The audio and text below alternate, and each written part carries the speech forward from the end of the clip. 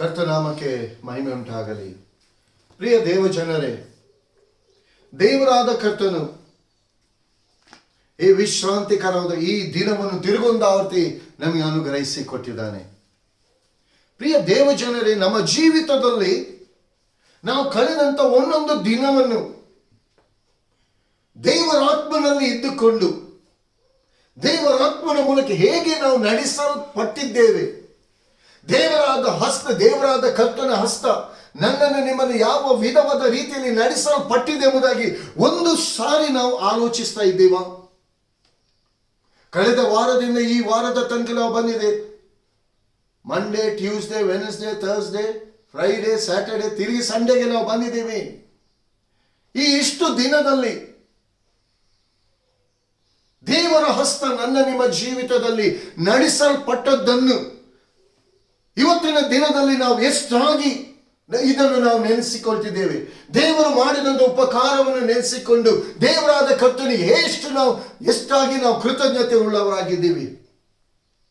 ಎಷ್ಟು ದೇವರಿಗೆ ನಾವು ಸ್ತೋತ್ರವನ್ನು ಸಲ್ಲಿಸಿದ್ದೇವೆ. ಎಂತೆಂಥ ಗಂಡಾಂತರದಿಂದ ದೇವರಾದ ಕರ್ತನ ನಮ್ಮನ್ನು ಕಾಪಾಡಿದ್ದಾನೆ. ಯಾವ ರೋಗ ರುಜಿನಗಳು ನಮ್ಮ ದೇವ ಗುಡಾರವನ್ನು ಟಚ್ ಮಾಡದಂತೆ ತನ್ನ ಕಲ್ವಾರಿ ಶಿಲುಬೆಯಲ್ಲಿ ಸುರಿಸಿದಂತ ಆ ರಕ್ತದಲ್ಲಿ ನಮ್ಮನ್ನು ಕವರ್ ಮಾಡಿಕೊಂಡು ಬೇಟೆಗಾರನ ಬಲೆಯಿಂದಲೂ ಮರಣಕರ ವ್ಯಾಧಿಯಿಂದಲೂ ತಪ್ಪಿಸೋಣ ಆತನೇ. ದೇವರ ವಾಕ್ಯ ಹೇಳ್ತದೆ, ಸೈತಾನನ ನಿಮ್ಮ ಜೀವಿತದಲ್ಲಿ ಅನೇಕ ವಿಧವಾದ ರೀತಿಯಲ್ಲಿ ಪ್ರಾಬ್ಲಮ್ಸ್ಗಳನ್ನು, ಚಿಂತೆ, ವೇದನೆ, ಅವಮಾನ, ನಿಂದೆ, ರೋಗ, ಕಷ್ಟ ಅನೇಕ ರೀತಿಯಲ್ಲಿ ನಿಮ್ಮ ಜೀವಿತದಲ್ಲಿ ತಂದು ಹಾಕ್ಬೇಕೆಂಬುದಾಗಿ, ದೇವರಾದ ಕರ್ತನಲ್ಲಿ ಇಟ್ಟಂತ ನೀವು ನಂಬಿಕೆಯನ್ನು ಕಳ್ಕೊಳ್ಬೇಕೆಂಬುದಾಗಿ ಅನೇಕ ವಿಧವಾದ ರೀತಿಯಲ್ಲಿ ನಿಮ್ಮ ಜೀವಿತದಲ್ಲಿ ತಡೆಗಳನ್ನು ತಂದು ಹಾಕಿದಾಗಿಯೂ ದೇವರ ಹಸ್ತ ನಿಮ್ಮನ್ನು ಪ್ರೊಟೆಕ್ಟ್ ಮಾಡಿದೆ. ಪ್ರಿಯರೇ, ಇವತ್ತು ನನ್ನನ್ನು ನಿಮ್ಮನ್ನು ಆ ದೇವರ ಹಸ್ತವನ್ನು ಪ್ರೊಟೆಕ್ಟ್ ಮಾಡಿದೆ.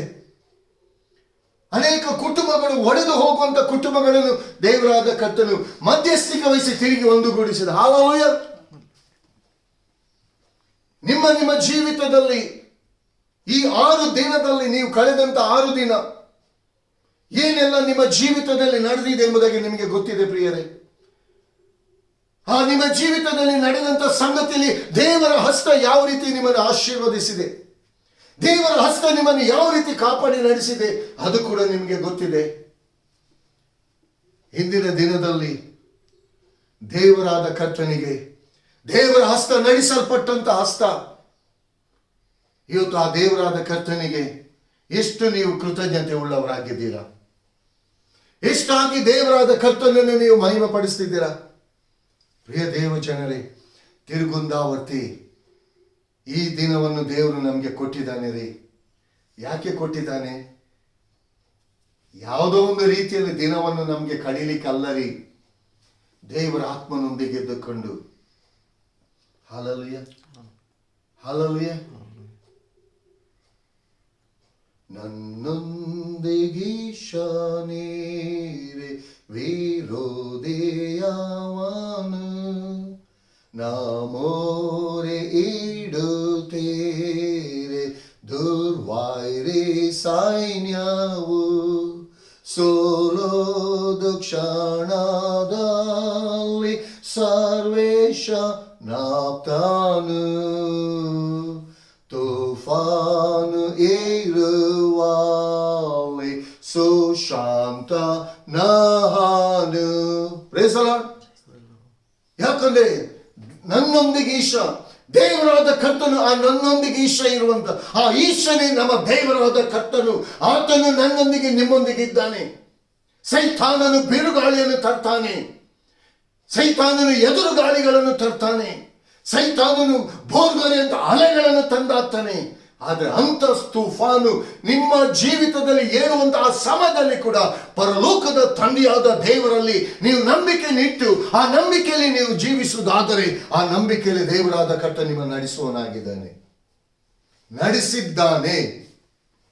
ಇದರಲ್ಲಿ ದೇವರಾದ ಕರ್ತನಿಗೆ ನೀವು ಎಷ್ಟು ಕೃತಜ್ಞತೆ ಉಳ್ಳವರಾಗಿದ್ದೀರಿ? ಪ್ರಿಯ ದೇವ ಜನರೇ, ಈ ಸಮಯದಲ್ಲಿ ಈ ದಿನದಲ್ಲಿ ದೇವರಾದ ಕರ್ತನು ನನ್ನೊಂದಿಗೆ ನಿಮ್ಮೊಂದಿಗೆ ಇದ್ದಾನೆ. ಆತನ ಪ್ರಸನ್ನತೆ ನನ್ನ ಮುಂದೆ ನಿಮ್ಮ ಮುಂದೆ ಇದೆ. ಪ್ರಿಯರೇ, ಇವತ್ತಿನ ದಿನದಲ್ಲಿ, ಈ ಕ್ಷಣದಲ್ಲಿ ದೇವರು ನನ್ನೊಂದಿಗೆ ನಿಮ್ಮೊಂದಿಗೆ ಮಾತನಾಡಲಿಕ್ಕಿರುವಂತ ಆತನ ಮಹಿಮೆಯುಳ್ಳ ಮಾತುಗಳನ್ನು ಕೇಳಲಿಕ್ಕೆ ನಮ್ಮ ಹೃದಯ ಎಂಬ ಕಿವಿಗಳನ್ನು ತೆರೆಯಲ್ಪಡುವ, ನಮ್ಮ ಹೃದಯ ಎಂಬ ಬಾಗಿಲನ್ನು ದೇವರಾದ ಕರ್ತನಿಗೆ ತೆರೆಯಲ್ಪಡುವ, ನಮ್ಮ ಹೃದಯ ಎಂಬ ಕಣ್ಣಿನ ಮೂಲಕ ದೇವರ ಪ್ರತ್ಯಕ್ಷತೆಯನ್ನು ನಾವು ನೋಡುವ ಪ್ರಿಯರೇ. ಯಾಕಂದ್ರೆ ದೇವರಾದ ಕರ್ತನು ತನ್ನ ವಾಕ್ಯದಲ್ಲಿ ನಾನು ನೀನು ಪಡ್ಕೊಳ್ಳಿಕ್ಕಿರುವಂತ ಆ ವಾಗ್ದಾನದ ಆಶೀರ್ವಾದಗಳನ್ನು ತೋರಿಸಿಕೊಡ್ಲಿಕ್ಕಿದ್ದಾನೆ ಪ್ರಿಯರೇ. ಪ್ರಿಯ ದೇವಜನರೇ, ಯಾರು ನಮ್ಮನ್ನು ಕೈ ಬಿಟ್ಟರು ಕೂಡ ಪರಲೋಕದ ತಂದೆಯಾದ ದೇವರು ನನ್ನ ನಿಮ್ಮನ್ನು ಕೈ ಬಿಡುವುದಿಲ್ಲ ರೀ. ಒಂದು ವೇಳೆ ನಿಮ್ಮ ಜೀವಿತದಲ್ಲಿ ನಾನು ಒಬ್ಬಂಟಿಗನು, ನಾನು ಎಲ್ಲರಿಂದ ಕೈ ಬಿಟ್ಟಿದ್ದೇನೆ, ನನಗೆ ಯಾರು ಗತಿ ಇಲ್ಲ ಎಂಬುದಾಗಿ ತಿಳ್ಕೊಂಡಿರ್ಬೋದು. ಆದರೆ ನಿಮ್ಮೊಂದಿಗೆ ಲೋಕ ನಿಮ್ಮೊಂದಿಗೆ ಇಲ್ಲದೆ ಇರ್ಬೋದು, ಆ ಪರಲೋಕ ನಿಮ್ಮೊಂದಿಗೆ ಇದೆ. ಆ ಪರಲೋಕದ ತಂದೆ ದೇವರು, ಆತನು ಒಂದೇ ತಂದೆ, ಮಗ, ಪರಿಶುದ್ಧಾತ್ಮನಾಗಿರೋ ಏಕತ್ವವುಳ್ಳ ಏಕ ದೇವರು ಇವತ್ತು ನನ್ನೊಂದಿಗೆ ನಿಮ್ಮೊಂದಿಗೆ ಇರುವುದಾದರೆ ನಾವು ಎಲ್ಲವನ್ನು ಜಯಿಸಿ ಮುಂದೆ ಹೋಗ್ಲಿಕ್ಕೆ ಸಾಧ್ಯ. ಆತನನ್ನು ನಾವು ಗಟ್ಟಿಯಾಗಿ ಹಿಡ್ಕೊಳ್ಳುವ, ಆತನ ವಾಕ್ಯಕ್ಕೆ, ಆತನ ಮಾತಿಗೆ ನಾವು ವಿಧೇಯರಾಗುವ ಪ್ರಿಯರೇ. ಆತನ ವಾಕ್ಯಕ್ಕೆ ನಮ್ಮನ್ನು ನಾವು ಸಮರ್ಪಿಸಿಕೊಡುವ. ನಾವು ಇದ್ದ ಹಾಗೆ ಇರಲ್ಲ, ನೀವು ಕೂಡ ಇದ್ದ ಹಾಗೆ ಇರಲ್ಲ. ಆಶೀರ್ವಾದದ ಮೇಲೆ ಆಶೀರ್ವಾದವನ್ನು ಹೊಂದಿಕೊಂಡು ದೇವರ ಆತ್ಮನ ನಡೆಸುವಿಕೆಯಲ್ಲಿ ಮುಂದೆ ನಿಮ್ಮನ್ನು ನಡೆಸ್ತಾನೆ.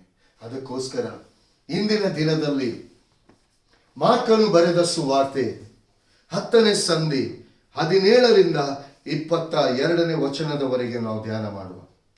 ಮಾರ್ಕನು ಬರೆದ ಸುವಾರ್ತೆ 10ನೇ ಸಂಧಿ 17ರಿಂದ 22ನೇ ವಚನದವರೆಗೂ ನಾವು ಧ್ಯಾನ ಮಾಡುವ.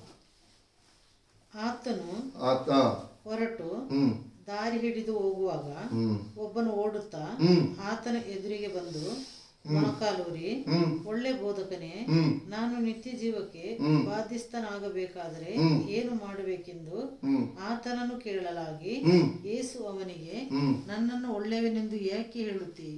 ದೇವರೊಬ್ಬನೇ ಹೊರತು ಮತ್ತೊಬ್ಬನು ಒಳ್ಳೆಯವನಲ್ಲ. ನರಹತ್ಯೆ ಮಾಡಬಾರದು, ವ್ಯಭಿಚಾರ ಮಾಡಬಾರದು, ಕದಿಯಬಾರದು, ಸುಳ್ಳು ಸಾಕ್ಷಿ ಹೇಳಬಾರದು, ಮೋಸ ಮಾಡಬಾರದು, ನಿನ್ನ ತಂದೆ ತಾಯಿಗಳನ್ನು ಸನ್ಮಾನಿಸಬೇಕು ಎಂಬ ದೇವರ ಆಜ್ಞೆಗಳು ನಿನಗೆ ಗೊತ್ತಿವೆ ಅಷ್ಟೇ ಎಂದು ಹೇಳಿದನು. ಅವನು ಆತನಿಗೆ, ಬೋಧಕನೇ, ನಾನು ಚಿಕ್ಕಂದಿನಿಂದಲೂ ಇವೆಲ್ಲಕ್ಕೂ ಸರಿಯಾಗಿ ನಡ್ಕೊಂಡು ಬಂದಿದ್ದೇನೆ ಎಂದು ಹೇಳಲು, ಯೇಸು ಅವನನ್ನು ದೃಷ್ಟಿಸಿ ನೋಡಿ ಪ್ರೀತಿಸಿ ಅವನಿಗೆ, ನಿನಗೆ ಒಂದು ಕಡಿಮೆಯಾಗಿದೆ, ಹೋಗು, ನಿನ್ನ ಬದುಕನ್ನೆಲ್ಲ ಮಾರಿ ಬಡವರಿಗೆ ಕೊಡು, ಪರಲೋಕದಲ್ಲಿ ನಿನಗೆ ಸಂಪತ್ತಿರುವುದು, ನೀನು ಬಂದು ನನ್ನನ್ನು ಹಿಂಬಾಲಿಸು ಎಂದು ಹೇಳಿದನು. ಆದರೆ ಅವನು ಬಹಳ ಆಸ್ತಿ ಉಳ್ಳವನಾಗಿದ್ದರಿಂದ ಈ ಮಾತಿಗೆ ಮೋರೆ ಬಾಡಿದವನಾಗಿ ದುಃಖದಿಂದ ಹೊರಟು ಹೋದನು.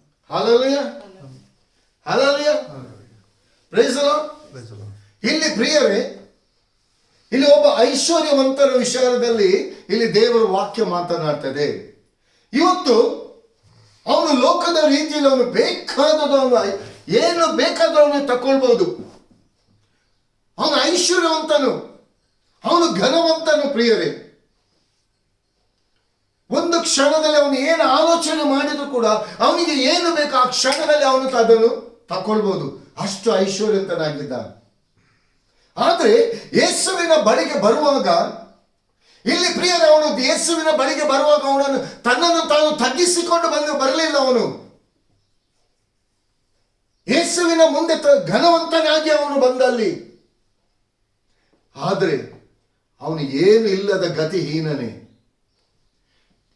ಆದ್ರೆ ಇಲ್ಲಿ ಯೇಸು ಸ್ವಾಮಿ ಬಳಿಗೆ ಬಂದು ಹೇಳ್ತಾನೆ, ಬೋಧಕನೇ,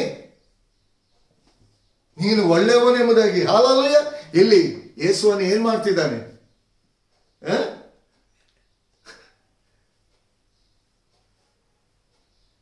ಪಂಪ್ ಆಗ್ತಿದ್ದಾನೆ. ಇನ್ನು ಅವನ ವಿಚಾರದಲ್ಲಿ ಯೇಸು ಸ್ವಾಮಿ ಹೊಗಳಬೇಕೆಂಬುದಾಗಿ ಇವನನ್ನು ಬೋಧಕನೇ, ಒಳ್ಳೆಯ ಬೋಧಕನೇ, ಒಳ್ಳೆಯ ಬೋಧಕನೇ. ಇಲ್ಲಿ ಯೇಸು ಸ್ವಾಮಿ ಇಮ್ಮಿಡಿಯೇಟ್ ಆಗಿ ಅಲ್ಲಿ ಅವನನ್ನು ಕರೆಕ್ಷನ್ ಮಾಡ್ತಾನೆ. ನನ್ನನ್ನು ಒಳ್ಳೆಯವನೆಂಬುದಾಗಿ ಹೇಳಿ. ಒಳ್ಳೆಯವನು ಯಾರು? ಮಗನನ್ನು ಕಳಿಸಿಕೊಟ್ಟಂತ ತಂದೆ ದೇವರು, ಆತನು ಒಬ್ಬನೇ ಒಳ್ಳೆಯವನು. ಆತನಿಗಿಂತ ಒಳ್ಳೆಯವನು ಬೇರೆ ಯಾರು ಈ ಲೋಕದಲ್ಲಿ ಯಾರಿಲ್ಲ. ಇಲ್ಲಿ ಕೇಳ್ತಾನೆ, ಇವನು ಲೋಕದಲ್ಲಿ ಎಲ್ಲವನ್ನು ಹಣದಿಂದ ಕ್ರಯಕ್ಕೆ ಕೊಂಡುಕೊಳ್ತಿದ್ದಾನೆ. ಎಲ್ಲವನ್ನು ಹಣದ ಮೂಲಕ ಅಳಿತಿದ್ದಾನೆ.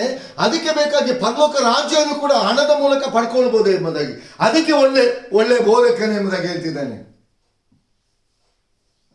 ಯೇಸು ಹೃದಯವನ್ನು ನೋಡುವಂತ ದೇವರ್ರಿ. Praise the lord. ಯೇಸು ಹೃದಯವನ್ನು ನೋಡುವಂತ ದೇವರು, ಹೊರಗಿನ ತೋರಿಕೆಯನ್ನು ನೋಡುವಂತ.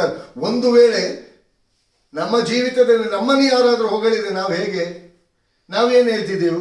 ಹೌದಪ್ಪ, ನೀನು ಹೇಳಿದ್ದು ಕರೆಕ್ಟ್, ನಾನು ಒಳ್ಳೆ ಬೋಧಕನೇ, ಹೌದಾ? ಹಲೋ, ಇಲ್ಲಿ ಐಶ್ವರ್ಯ ಅಂತಾನೆ ಹೇಳ್ತಿದ್ದಾನೆ, ಒಳ್ಳೆಯ ಬೋಧಕನೇ. ಇಲ್ಲಿ ತನ್ನ ಐಶ್ವರ್ಯನ ಹಿಡ್ಕೊಂಡೇ ಇಲ್ಲಿ ಯೇಸುವಿನ ಬಳಿಗೆ ಬರ್ತಿದ್ದಾನೆ. ಹಲ್ಲೆಲೂಯಾ. ತನ್ನ ಪಾಪವನ್ನು ಹೊತ್ತುಕೊಂಡು ದೇವರ ಬಳಿಗೆ ಬರ್ತಿಲ್ಲ.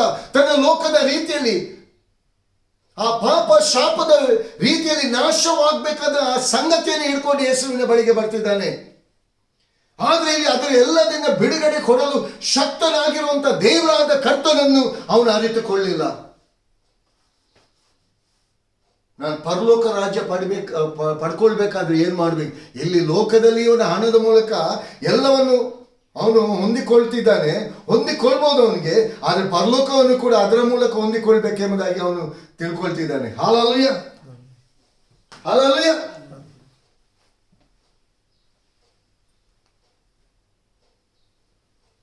ಇಲ್ಲಿ ಯೇಸುವಿನ ಬಳಿಗೆ ಬಂದಾಗ ಯೇಸು ಸ್ವಾಮಿ ಏನು ಆ ದಶಾಜ್ಞೆಯಲ್ಲಿ ಇದ್ದದನ್ನು ತಿಳಿಯಪಡಿಸ್ತಿದ್ದಾನೆ.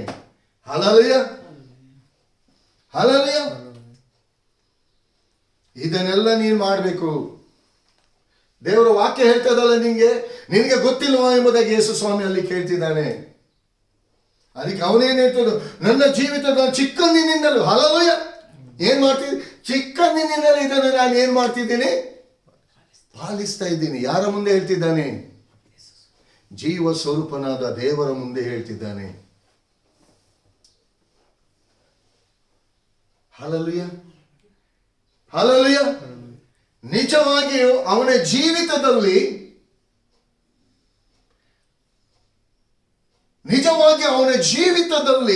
ಪರಲೋಕಕ್ಕೆ ತಡೆಯಾಗಿರುವಂಥದ್ದು ಯಾವುದು? ಅವನ ಆಸ್ತಿ. ಅವನು ತನ್ನ ಬದುಕಿನ ಮೇಲೆ ಅವನು ನಂಬಿಕೆಯನ್ನಿಟ್ಟಿದ್ದಾನೆ.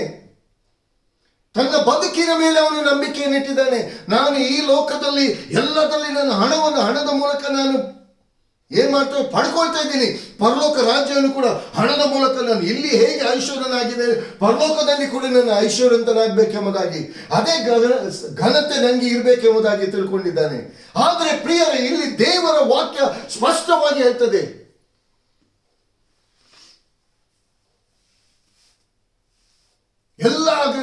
ಎಲ್ಲದಲ್ಲಿ ಇದನ್ನು ನಾನು ಪಾಲಿಸ್ತಾ ಚಿಕ್ಕಂದಿನಿಂದ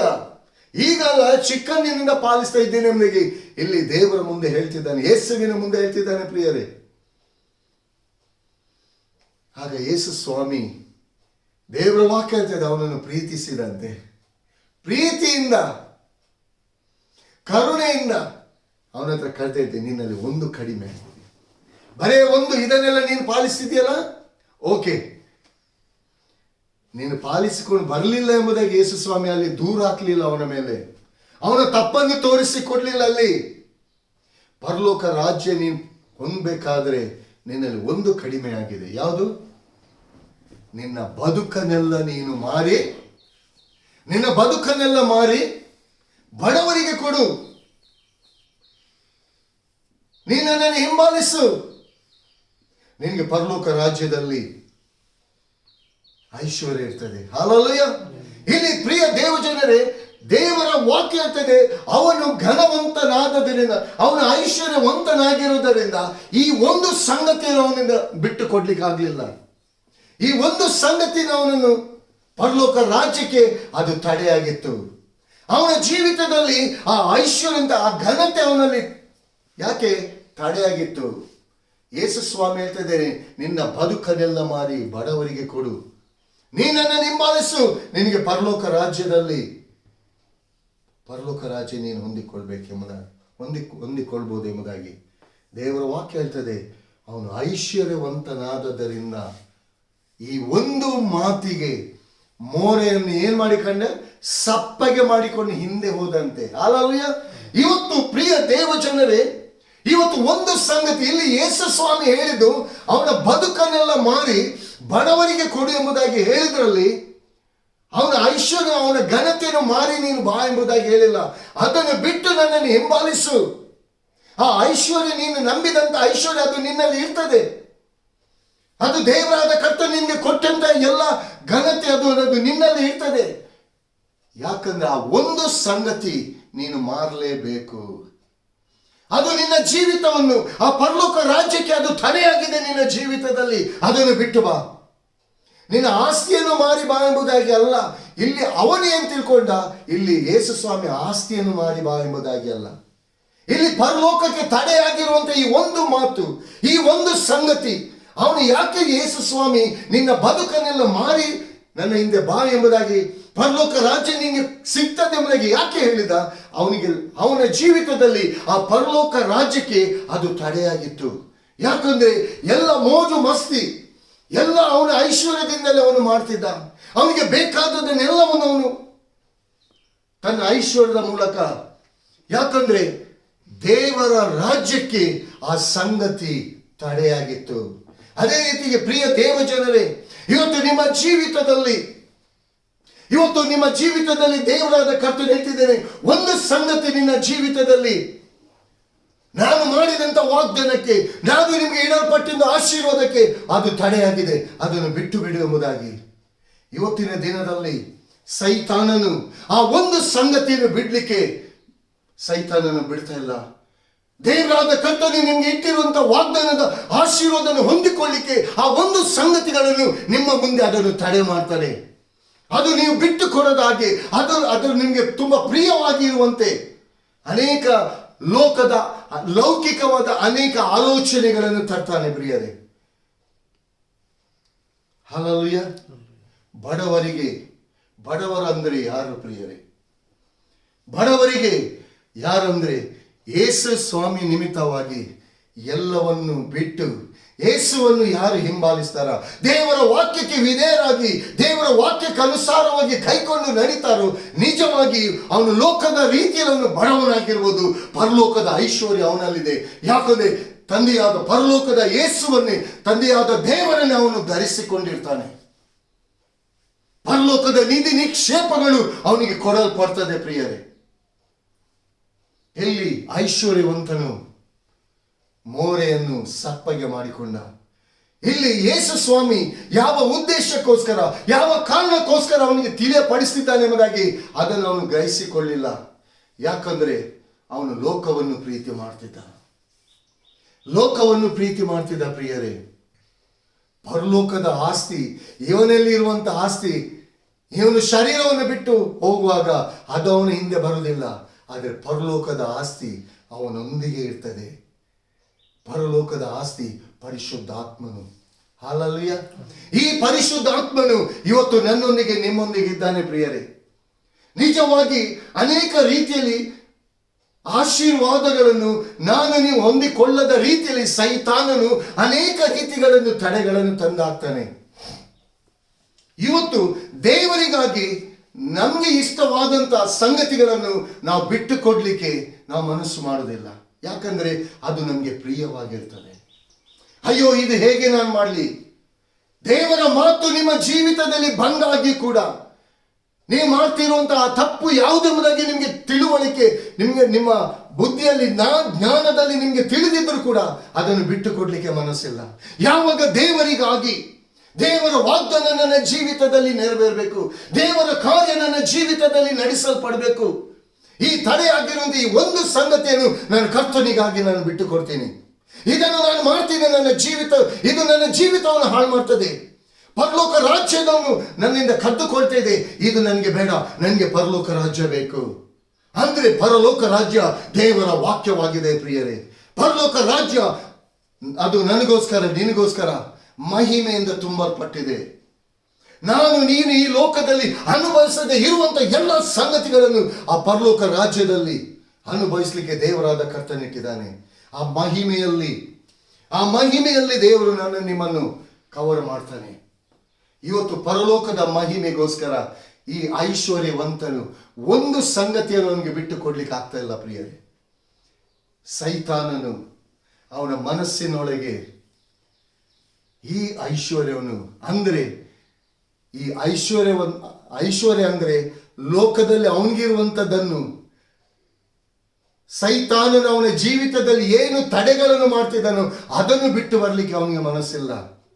ಪ್ರಿಯ ದೇವಜನರೇ, ಇಂದಿನ ದಿನದಲ್ಲಿ ನಿಮ್ಮನ್ನು ನೀವು ಪ್ರಶ್ನೆ ಮಾಡಿಕೊಳ್ಳಿ, ನಿಮ್ಮ ಬಗ್ಗೆ ನೀವು ಆಲೋಚಿಸಿಕೊಳ್ಳಿ. ಈ ಐಶ್ವರ್ಯವಂತನಂತೆ ಈ ಪರಲೋಕ ರಾಜ್ಯವನ್ನು ಪಡ್ಕೊಳ್ಳಿಕ್ಕೆ ಒಂದು ಯಾವುದು ಕಡಿಮೆ ಆಗಿದೆ ನಿಮ್ಮ ಜೀವಿತದಲ್ಲಿ? ಆ ಒಂದು ಸಂಗತಿಯನ್ನು ದೇವರಾದ ಕರ್ತನು ನಿಮ್ಮ ಜೀವಿತದಿಂದ ಬಿಡಲಿಕ್ಕೆ, ನಿಮ್ಮನ್ನು ಆಶೀರ್ವದಿಸಿ, ನಿಮ್ಮನ್ನು ಘನಪಡಿಸಲಿಕ್ಕೆ, ನಿಮ್ಮನ್ನು ಮಹಿಮೆ ಪಡಿಸುವುದಕ್ಕಾಗಿ ದೇವರಾದ ಕರ್ತನು ಇಟ್ಟಿರುವಂತ ಆ ಮಹಿಮೆಯನ್ನು ನೋಡಿ ಪ್ರಿಯರೇ. ಲೋಕದಲ್ಲಿ ಹಲ್ಲೆಲೂಯ ಹಲ್ಲೆಲೂಯ ಆ ಒಂದು ಸಂಗತಿ, ಆ ಒಂದು ವಿಷಯ, ಆ ಒಂದು ನಿಮ್ಮ ಜೀವಿತವನ್ನು ಹಾಳು ಮಾಡ್ತಾ ಇದೆ ಪ್ರಿಯರೇ. ದೇವರಾದ ಕರ್ತನು ನಿಮ್ಮ ಜೀವಿತದಲ್ಲಿ ಆ ಒಂದು ತಡೆಯಾಗಿರುವಂತಹ ಸಂಗತಿ ಯಾವುದನ್ನು, ಅದನ್ನು ಕರ್ತನಿಗಾಗಿ ಬಿಟ್ಟುಕೊಡಿ. ಅದು ನಿಮಗೆ ಬಿಟ್ಟು ಕೊಡದ ರೀತಿಯಲ್ಲಿ ಸೈತಾನನು ನಾನಾ ವಿಧವಾದ ಆಲೋಚನೆಗಳನ್ನು ತಂದಾಕ್ಬಹುದು. ಆದರೆ ಕರ್ತನಿಗಾಗಿ ನೀವು ನಿಲ್ತೀರಾ, ಕರ್ತನಿಗಾಗಿ ಅದನ್ನು ನೀವು ಬಿಟ್ಟು ಕೊಡ್ತೀರಾ, ಕರ್ತನಿಗಾಗಿ ಪರಿಪೂರ್ಣವಾಗಿ ಅದನ್ನು ಮಾರಿಬಿಡಿ. ಬೇಡ, ನಿಮಗೆ ಮಾರಿದ ನಂತರ ತಿರುಗಿ ಅದನ್ನು ಪಡ್ಕೊಳ್ಳುವಂಥದ್ದಲ್ಲ. ಮಾರಿದ ನಂತರ ಅದನ್ನು ಬಿಟ್ಟು ಬಿಡಬೇಕು, ಅದು ನಿಮ್ಮದಲ್ಲ. ನಿಮಗೆ ಪರಲೋಕದ ತಂದೆಯಾದ ದೇವರು ಆ ಮಹಿಮೆಯುಳ್ಳ ಕಾರ್ಯಗಳನ್ನು, ಆ ಮಹಿಮೆಯುಳ್ಳ ಆಶೀರ್ವಾದಗಳನ್ನು ಇಟ್ಟುಕೊಂಡಿದ್ದಾನೆ. ಹಲ್ಲೆಲೂಯ. ಇಲ್ಲಿ ಯೋಬನು ಅವನು 2ರಷ್ಟು ಆಶೀರ್ವದಿಸಲ್ಪಡಬೇಕಿತ್ತು ಪ್ರಿಯರೇ, 2ರಷ್ಟು ಅವನು ಆಶೀರ್ವದಿಸಲ್ಪಡಬೇಕಿತ್ತು. ಹಲ್ಲೆಲೂಯ. ಕರ್ತನಿಗಾಗಿ ಬಿಟ್ಟುಕೊಟ್ಟ. ಅವನ ಹೆಂಡತಿಯ ಬಂದು ಹೇಳಿದ್ದು, ನಿನ್ನ ದೇವರಾದ ಕರ್ತನನ್ನು ನೀನು ಶಪಿಸಿ ಸಾಯಿ ಎಂಬುದಾಗಿ.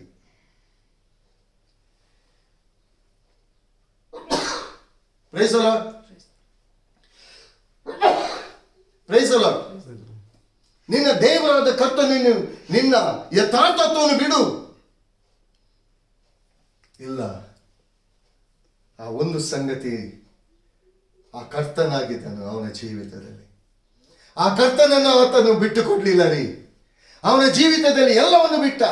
ಹೆಂಡತಿಯನ್ನು, ಮಕ್ಕಳು ಸತ್ರು, ಕುರಿ ದನ ಎಲ್ಲವೂ ಹೋಯಿತು, ಬಿಟ್ಟುಕೊಟ್ಟ ಕರ್ತನಿಗಾಗಿ. ಯಾಕಂದ್ರೆ ಒಂದು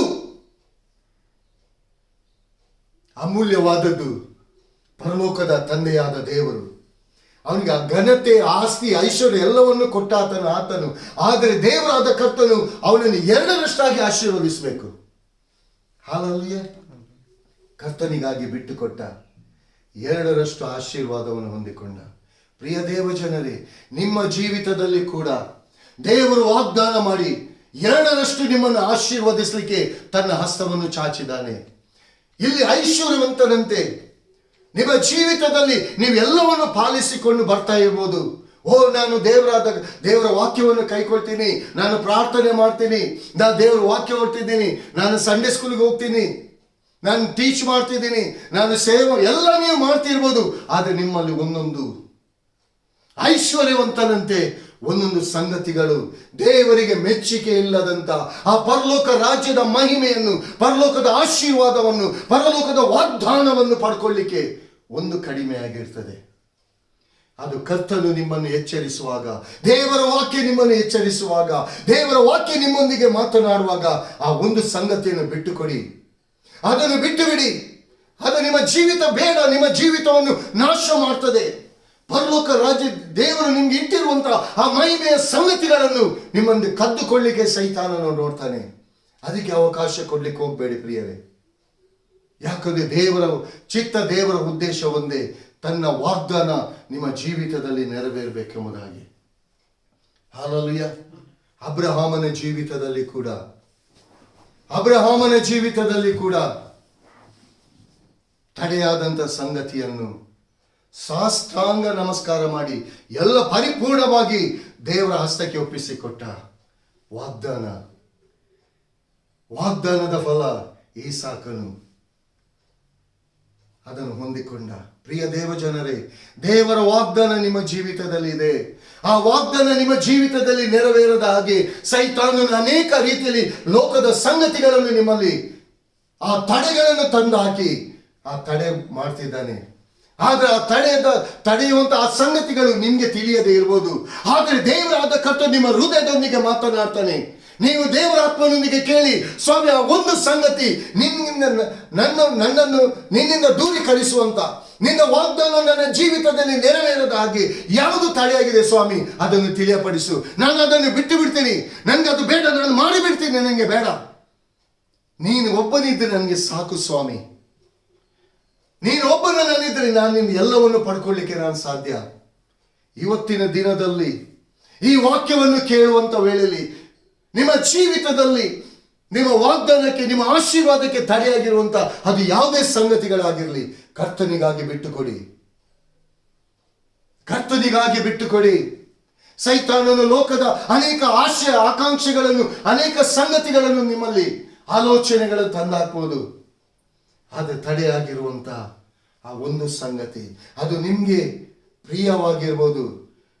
ಒಂದು ವೇಳೆ ಇದು ಹೇಗೆ ನಾನು ಮಾಡಲಿಕ್ಕೆ ಸಾಧ್ಯ, ನಾನು ಇದನ್ನೆಲ್ಲ ಮಾಡ್ತಿದ್ದೇನಲ್ಲ, ಇದು ಯಾಕೆ ನನ್ನ ಜೀವಿತದಲ್ಲಿ ಇದೆ ತಡೆ ಆಗ್ತಾ ಇದೆ, ನೀವು ಆಲೋಚನೆ ಮಾಡ್ತಿರ್ಬೋದು. ಈ ಒಂದು ಸಂಗತಿ, ಐಶ್ವರ್ಯವಂತನು ಎಲ್ಲವನ್ನು ಆ ದಶಾಜ್ಞೆಯನ್ನು ಯೇಸು ಸ್ವಾಮಿಯಲ್ಲಿ ಹೇಳುವಾಗ ಎಲ್ಲವನ್ನು ಚಿಕ್ಕಂದಿಂದಲೂ ಪಾಲಿಸುತ್ತಿದ್ದೇನೆಂಬುದಾಗಿ, ನಿಮ್ಮ ಎಣಿಕೆಯಲ್ಲಿ ನೀವು ನೀತಿವಂತರೆಂಬುದಾಗಿ ಎಣಿಸಲ್ಪಟ್ಟಿರ್ಬೋದು. ಆದರೆ ದೇವರ ಎಣಿಕೆಯಲ್ಲಿ ನೀವು ನೀತಿವಂತರಾಗಿರ್ಬೇಕು. ದೇವರ ಎಣಿಕೆಯಲ್ಲಿ ನೀತಿವಂತರಾಗಿದ್ದರೆ ಮಾತ್ರ ನಿಮ್ಮ ಜೀವಿತದಲ್ಲಿ ಎಲ್ಲ ವಾಗ್ದಾನವನ್ನು ಹೊಂದಿಕೊಳ್ಳಿಕ್ಕೆ ಸಾಧ್ಯ. ದೇವರ ಚಿತ್ತ, ದೇವರ ಉದ್ದೇಶ ನೆರವೇರಲಿಕ್ಕೆ ಸಾಧ್ಯ. ಪ್ರಿಯ ದೇವ ಜನರೇ, ಬದುಕನ್ನೆಲ್ಲ ಮಾರು. ಅಂದ್ರೆ ನಿನ್ನ ಜೀವಿತಕ್ಕೆ ತಡೆಯಾಗಿರುವಂತ ಈ ಸಂಗತಿಯನ್ನು ನೀನು ಮಾರು. ನನ್ನ ಬಳಿಗೆ ಬಾ. ಈ ಸಮಯದಲ್ಲಿ ನಿನ್ನನ್ನು ನಾನು ನನ್ನ ಮಗನಾಗಿ ನಿನ್ನನ್ನು ನಾನು ಸ್ವೀಕಾರ ಮಾಡ್ತೇನೆ ಎಂಬುದಾಗಿ ಇಲ್ಲಿ ಯೇಸು ಸ್ವಾಮಿ ಹೇಳುವಾಗ, ಯೇಸು ಸ್ವಾಮಿ ಹೇಳಿದಂತ ಆ ಮಾತಿನ ಆ ರೆವಲ್ಯೂಷನ್ ಅವನಿಗೆ ಗೊತ್ತಾಗ್ಲಿಲ್ಲ. ಅವನು ನೆನೆಸಿದ ಅವನ ಐಶ್ವರ್ಯನ ಮಾರಲಿಕ್ಕೆ ಎಂಬುದಾಗಿ. ಆ ಐಶ್ವರ್ಯದ ಮೂಲಕ ತಡೆಯಾಗಿರುವಂತ ಆ ಸಂಗತಿಯಿಂದ ನೀನು ಹೊರಗೆ ಬಾ. ಆ ಸಂಗತಿಗಳು ನಿನ್ನನ್ನು ತಡೆ ಮಾಡ್ತಾ ಇದೆ. ಲೋಕದ ಆಶೆ ಭೋಗಗಳು ನಿನ್ನನ್ನು ಅದಕ್ಕೆ ತಡೆ ಮಾಡ್ತಾ ಇದೆ. ಅದರಿಂದ ಹೊರಗೆ ಬಾ, ನನ್ನನ್ನು ಹಿಂಬಾಲಿಸು. Hallelujah, hallelujah. ಪ್ರಿಯ ದೇವ ಜನರೇ, ಇವತ್ತಿನ ದಿನದಲ್ಲಿ ದೇವರ ವಾಕ್ಯ ಹೇಳ್ತದೆ, ಕಳ್ಳನ್ನು ಕದ್ದುಕೊಳ್ಳುವುದಕ್ಕೂ, ಹಾಳು ಮಾಡುವುದಕ್ಕೂ, ಕೊಯ್ಯುವುದಕ್ಕೂ, ನಾಶ ಮಾಡುವುದಕ್ಕೂ ಬರುತ್ತಾನೆ ಹೊರತು ಮತ್ತಾವುದಕ್ಕೂ ಬಾರನು. ನಾನಾದರೂ ಅದಕ್ಕೆ ಜೀವವು, ಆ ಜೀವವು ಸಮೃದ್ಧಿ ಇರಬೇಕೆಂಬುದಾಗಿ ಬಂದೆನೆಂಬುದಾಗಿ ದೇವರ ವಾಕ್ಯ ಹೇಳ್ತದೆ. ಪ್ರಿಯ ದೇವ ಜನರೇ, ಕಳ್ಳನು ನಿಮ್ಮ ಜೀವಿತದಲ್ಲಿ ದೇವರು ನಿಮ್ಗಿಟ್ಟಿರುವಂತಹ ಆಶೀರ್ವಾದವನ್ನು ಹೊಂದಿಕೊಳ್ಳದ ರೀತಿಯಲ್ಲಿ ನಿಮ್ಮ ಜೀವಿತವನ್ನು ನೆಗೆಟಿವ್ ಸಂಗತಿಗಳಲ್ಲಿ, ನಾಶಕರವಾದ ಜೀವಿತದಲ್ಲಿ ಆತನು ನಿಮ್ಮನ್ನು ನಡೆಸ್ತಿದ್ದಾನೆ. ಆದರೆ ನಿಮ್ಮ ಕಣ್ಣ ದೃಷ್ಟಿಗೆ ಅದು ಒಳ್ಳೆಯದೆಂಬುದಾಗಿ ಕಾಣ್ತಾ ಇರ್ತದೆ. ಆದರೆ ದೇವರ ದೃಷ್ಟಿಗೆ ಅದು ಒಳ್ಳೆಯದೆಂಬುದಾಗಿ ಕಾಣ್ತಾ ಇಲ್ಲ.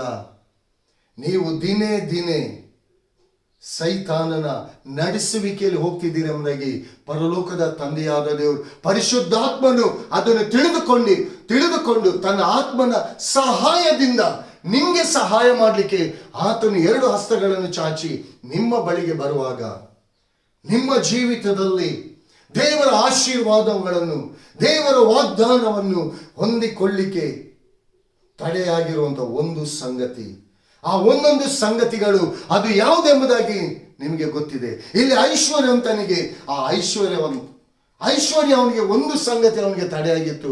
ಆ ಒಂದು ಸಂಗತಿ ಕರ್ತನಿಗಾಗಿ ಬಿಟ್ಟುಕೊಡ್ಲಿಕ್ಕೆ ಅವನಿಗಾಗಲಿಲ್ಲ. ದುಃಖಪಟ್ಟು ಹೋದ, ತನ್ನನ್ನು ಹೆಚ್ಚಿಸಿಕೊಂಡು ಬಂದ, ದುಃಖಪಟ್ಟು ನಿರಾಶೆಯಲ್ಲಿ ಹೋದ. ಸೈತಾನನು ಕೊನೆಯದಾಗಿ ನಿಮಗೆ ಮಾಡುವುದು ನಿರಾಶೆಯನ್ನೇ. ಆದರೆ ಯೇಸು ಸ್ವಾಮಿಯಲ್ಲಿ ನೀವು ನಿರೀಕ್ಷೆಯಲ್ಲಿ ಭರವಸದಿಂದ ನೀವು ಬರುವುದಾದರೆ, ನಂಬಿಕೆಯಿಂದ ಬರುವುದಾದರೆ, ಕರ್ತನಿಗಾಗಿ ನೀವು ಬಿಟ್ಟು ಕೊಡುವುದಾದರೆ ನಿಮ್ಮ ಜೀವಿತ ಇದ್ದ ಹಾಗಿರಲ್ಲ. ಲೋಕದಲ್ಲಿ ನೀವು ಯಾವ ರೀತಿ ಘನವಂತರಾಗಿದ್ದ ಅದರ 2ರಷ್ಟು ಬ್ಲೆಸ್ಸಿಂಗ್ ಅಲ್ಲಿ ಇನ್ನೂ ಲೋಕದಲ್ಲಿ ನೀವು ಘನವಂತರಾಗಿರ್ತೀರ, ಇನ್ನು ಐಶ್ವರ್ಯವಂತರಾಗಿರ್ತೀರ. ನಿಮ್ಮ ಜೀವಿತದಲ್ಲಿ ದೇವರ ಆತ್ಮನ ನಡೆಸುವಿಕೆಗೆ, ದೇವರ ವಾಗ್ದಾನಕ್ಕೆ ತಡೆಯಾಗಿರುವಂತ ಈ ಐಶ್ವರ್ಯವಂತನಲ್ಲಿ ಇದ್ದಂಥ ಒಂದು ಸಂಗತಿ ಅವನನ್ನು ನಿರಾಶೆಗೆ ನಡೆಸಿತು. ಅದೇ ರೀತಿಗೆ ಪ್ರಿಯರೇ, ನಿಮ್ಮ ಜೀವಿತದಲ್ಲಿ ಕೂಡ ಈ ಒಂದೊಂದು ಸಂಗತಿಗಳು, ಇದು ಬರೀ ಒಂದು ಸಂಗತಿ ಎಂಬುದಾಗಿ ನೀವು ತಿಳ್ಕೊಳ್ಬೋದು. ಈ ಒಂದು ಸಂಗತಿ ಐಶ್ವರ್ಯವಂತರು ಪರಲೋಕ ರಾಜ್ಯವನ್ನೇ ಕಳ್ಕೊಂಡ, ಆ ಮಹಿಮೆಯನ್ನು ಕಳ್ಕೊಂಡ. ಆ ಐಶ್ವರ್ಯವಂತ ಎಷ್ಟು ದಿನ ಇರ್ಬೋದು? ಅವನು ಜೀವಮಾನದಲ್ಲಿ 50 ವರ್ಷ, 60 ವರ್ಷ, ಒಂದು ವೇಳೆ 100 ವರ್ಷ ಇರ್ಬೋದು. ನಂತರ ಎಲ್ಲಿ ಹೋಗ್ತದೆ? ಅವನು ಬೇಕೆಂಬುದಾಗಿ ಹೇಳಿದ್ರು ಕೂಡ ತಕೊಂಡು ಹೋಗ್ಲಿಕ್ಕೆ ಆಗಲ್ಲ ರೀ. ಆದರೆ ಈ ಲೋಕದಲ್ಲಿ ಇರುವಾಗಲೇ ಅದಕ್ಕೆ ತಡೆಯಾಗಿರುವಂತ ಆ ಒಂದು ಸಂಗತಿಯನ್ನು ನೀವು ಬಿಟ್ಟು ಕೊಡುವುದಾದರೆ ಪರಲೋಕ ರಾಜ್ಯವನ್ನೇ ಹೊಂದಿಕೊಂಡು ಹೋಗ್ತೀರಾ. ಹಲ್ಲೆಲೂಯಾ. ಪರಲೋಕ ರಾಜ್ಯಕ್ಕೆ ಅನುಗುಣವಾದಂತಹ ಪರಲೋಕದ ತಂದೆಯಾದ ದೇವರನ್ನು ನೀವು ಧರಿಸಿಕೊಳ್ತೀರಾ. ದೇವರ ವಾಕ್ಯ ನಿಮ್ಮ ಜೀವಿತದಲ್ಲಿ ನೆಲೆಗೊಳ್ಳುವಾಗ ಸೈತಾನನ ಕಾರ್ಯಗಳು ದೇವರ ವಾಕ್ಯದ ಮೂಲಕ ಲಯವಾಗ್ತದೆ. ನಿಮ್ಮ ಜೀವಿತಕ್ಕೆ ತಡೆಯಾಗಿರುವಂತಹ ಪ್ರತಿ ಒಂದೊಂದು ಸಂಗತಿಗಳು ದೇವರ ವಾಕ್ಯದ ಮೂಲಕ ಅದು ಡಿಸ್ಟ್ರಾಯ್ ಆಗಿ ಹೋಗ್ತದೆ, ಮುರಿಯಲ್ಪಡ್ತದೆ. ಯಾವಾಗ ನಿಮ್ಮ ಜೀವಿತದಲ್ಲಿ ತಡೆಯಾಗಿರುವಂತ ಈ ಒಂದು ಸಂಗತಿ ನಿಮ್ಗೆ ಅದು ಪ್ರಿಯವಾಗಿರ್ಬೋದು ಪ್ರಿಯರೇ, ಆ ಪ್ರಿಯವಾಗಿರುವ ಒಂದು ಸಂಗತಿಯನ್ನು ಕರ್ತನಿಗಾಗಿ ನೀವು ಬಿಟ್ಟು ಕೊಡುವುದಾದರೆ ನಿಜವಾಗಿಯೂ ದೇವರಾದ ಕರ್ತನು ನಿಮ್ಮ ಜೀವಿತದಲ್ಲಿ ನೀವು ಕಂಡರಿಯದಂತ, ನೋಡಲು ಆಗದಂತ ಸಂಗತಿಗಳನ್ನು ನಿಮ್ಮ ಜೀವಿತದಲ್ಲಿ ಅದನ್ನು ನೆರವೇರಿಸಿ ಅದನ್ನು ತೋರಿಸಿಕೊಡ್ತಾನೆ. ಪ್ರಿಯ ದೇವಜನರೇ, ಇವತ್ತಿನ ದಿನದಲ್ಲಿ ದೇವರ ವಾಕ್ಯವೆಂಬಾತನು ನಿಮ್ಮ ಬಳಿಗೆ ಬಂದು ನಿಮ್ಮ ಹೃದಯವನ್ನು ತಟ್ಟುತ್ತಾ ಇದ್ದಾನೆ. ಪ್ರಿಯ ಮಗನೇ, ನಿನ್ನ ಜೀವಿತದಲ್ಲಿ ನನ್ನ ಬಳಿಗೆ ಬರಲಿಕ್ಕೆ ಆ ಒಂದು ಸಂಗತಿ ತಡೆಯಾಗಿದೆ ಮಗನೇ, ಒಂದು ಸಂಗತಿ ತಡೆಯಾಗಿದೆ ಮಗಳೇ, ಅದನ್ನು ಬಿಟ್ಟುಕೊಡು. ನಿನ್ನ ಆಶೀರ್ವಾದಕ್ಕೆ ಅದು ತಡೆಯಾಗಿದೆ ಮಗನೇ, ನಿನ್ನ ಆಶೀರ್ವಾದಕ್ಕೆ ತಡೆಯಾಗಿದೆ ಮಗಳೇ, ಅದು ಒಂದು ಸಂಗತಿಯನ್ನು ನನಗೋಸ್ಕರ ನೀನು ಬಿಟ್ಟುಕೊಡು ಎಂಬುದಾಗಿ ಇಲ್ಲಿ ದೇವರಾದ ಕರ್ತನು ನಿಮ್ಮ ಹೃದಯವನ್ನು ತಟ್ಟಿಕೊಂಡು ಕೇಳ್ತಿದ್ದಾನೆ. ಪ್ರಿಯರೇ, ಇವತ್ತಿನ ದಿನದಲ್ಲಿ ದೇವರ ವಾಕ್ಯದ ಸ್ವರವನ್ನು ನೀವು ಕೇಳಿ ನಿಮ್ಮ ಜೀವಿತದಲ್ಲಿ ಈ ಒಂದು ದೇವರಿಗೆ ತಡೆಯಾಗಿರುವಂತ, ದೇವರಿಗೆ ಮೆಚ್ಚುಗೆ ಇಲ್ಲದಂತ ಈ ಒಂದು ಸಂಗತಿ ನಿಮ್ಮಲ್ಲಿ ಇರುವುದಾದರೆ ಕರ್ತನಿಗಾಗಿ ಬಿಟ್ಟುಕೊಡಿ. ದೇವರ ವಾಗ್ದಾನ 2 ಕೊರಿಂಥ 1:20 ಹೇಳ್ತಾರೆ, ದೇವರ ವಾಗ್ದಾನಗಳು ಅದು ಎಷ್ಟಿದ್ರು ಕೂಡ ಕ್ರಿಸ್ತ ಯೇಸುವಿನ ಮೂಲಕವಾಗಿ ಅದು ನೆರವೇರ್ತದೆ ಎಂಬುದಾಗಿ.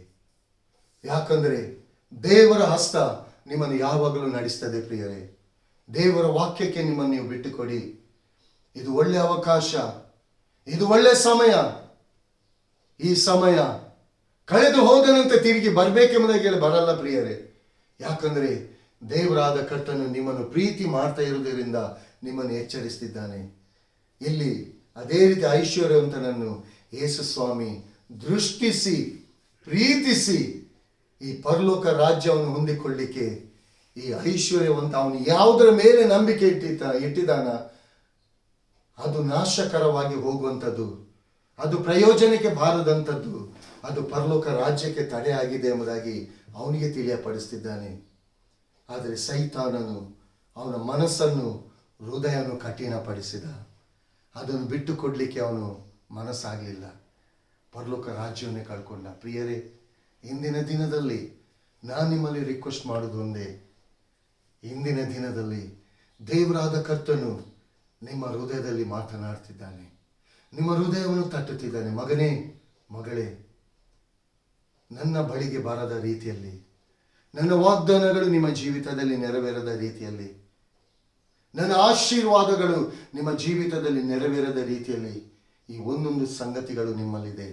ಮಗನೇ, ಮಗಳೇ, ಅದನ್ನು ನನಗೋಸ್ಕರ ಬಿಟ್ಟುಕೊಡು, ನನಗೋಸ್ಕರ ಬಿಟ್ಟುಕೊಡಿ, ನಾನು ನಿಮ್ಮನ್ನು ಆಶೀರ್ವದಿಸ್ತೇನೆ ಎಂಬುದಾಗಿ ದೇವರು ತನ್ನ ಹಸ್ತವನ್ನು ಚಾಚಿದ್ದಾನೆ. ಪ್ರಿಯರೇ, ಈ ವಾಕ್ಯವನ್ನು ನೀವು ಕೇಳಿ ಅನೇಕರಿಗೂ ಕೂಡ ನೀವು ಶೇರ್ ಮಾಡಿ. ಪ್ರಿಯರೇ, ನೀವೆಷ್ಟು ಆಶೀರ್ವಾದ ಹೊಂದ್ತೀರಾ, ನೀವು ಯಾವುದನ್ನು ಕರ್ತನಿಗಾಗಿ ಬಿಟ್ಟು ಕೊಡ್ತೀರಾ, ಅವರು ಕೂಡ ಅದಕ್ಕೋಸ್ಕರ ಆ ಆಶೀರ್ವಾದಗಳು, ತಡೆಯಾದಂಥ ಆಶೀರ್ವಾದಗಳು ಅವರು ಕೂಡ ಹೊಂದಿಕೊಳ್ಳಿಕ್ಕೆ ಬೇಕಾಗಿ ಈ ವಾಕ್ಯವನ್ನು ಅನೇಕರಿಗೆ ಶೇರ್ ಮಾಡಿ.